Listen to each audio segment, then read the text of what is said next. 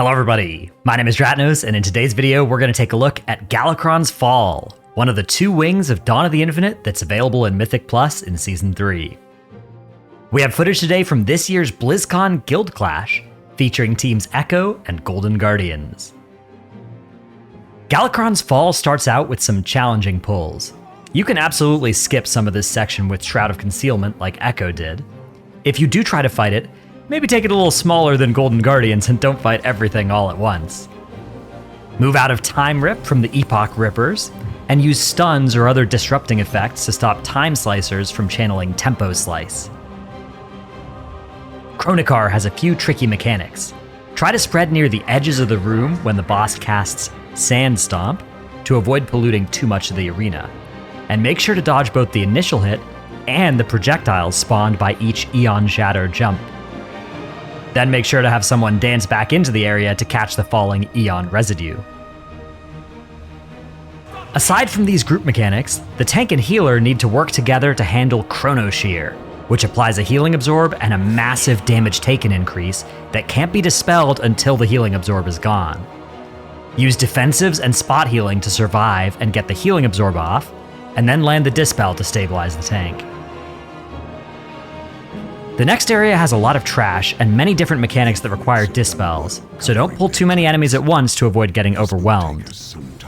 Make sure to kick Infinite Bolt Volley from the Coalesce Time, and watch your feet because there's a lot to dodge. We cannot have them further twisted. The Manifested Timeways is a very challenging boss. The ground will get sliced into 4 pieces, 2 darker decaying time zones, and 2 lighter accelerating time zones. These slices will shift clockwise around the boss, meaning in general if you need to get to the other colored zone, you should run counterclockwise rather than trying to chase it clockwise. During the Fragments of Time bullet hell, it's easiest to dodge inside the slow decaying time zone, and look for a gap created where bullets change zones. The boss will also debuff 2 players with Chrono Faded.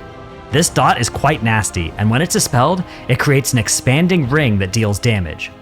This ring expands very quickly if it's dispelled in an accelerating time zone, but very slowly if it's dispelled in a decaying time zone. So try to quickly dispel one of these in an accelerating time zone, and then use heals and externals on the other target until the debuff expires, again ideally in an accelerating time zone. After this boss is a nasty Infinite Infiltrator mini-boss that you should pop CDs to kill. Or, if you can get your group to mount up and move together, it's possible to skip right past it.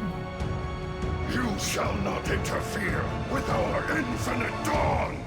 Trash in the next area is again very dangerous. Risen dragons are a huge threat due to their pulsing necrotic outburst, so pull only 1 or 2 at a time, and use cooldowns if you're fighting more than one. The Blight of Galakrond encounter revolves around the corrosion mechanic, a dot that mind controls the target on expiration. It can be transferred by walking on top of a different player, which resets the timer but does a sizable chunk of damage. Aim to get this debuff onto the tank, and then the Blight Reclamation frontal will clear it. As you deal more damage to the boss, it will infect and reanimate various proto-drakes around the room, adding more stuff to dodge, like Necrotic Winds, and stuff to kill, like Necrofrost.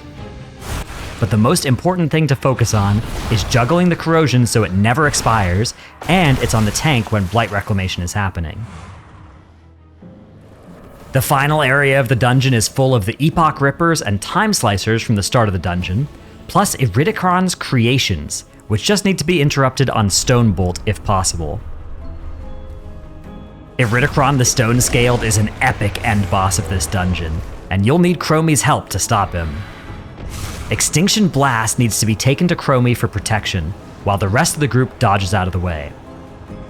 This is followed by Stonecracker Barrage, where you'll need to have most of the group in the big soak with Chromie, and the tank alone in the smaller soak in front. Heal up Chromie afterwards, and then dodge the Earth Surge lines until you can break through the shield on the boss. Dodge out of the Pulverizing Exhalation frontal, which also makes the area underneath the boss unsafe, and then interrupt and kill the adds it spawns. Once you get the boss to 90%, he begins casting Cataclysmic Obliteration. This is the final burn of the fight. Get inside Chromie's Timeline Transcendence to have a chance of victory, and use everything you have left. We hope you've enjoyed this guide to Galakrond's fall. Be sure to subscribe for more Warcraft content, and try not to irrevocably change any timelines today. Thanks for watching, and we'll see you in the Emerald Dream.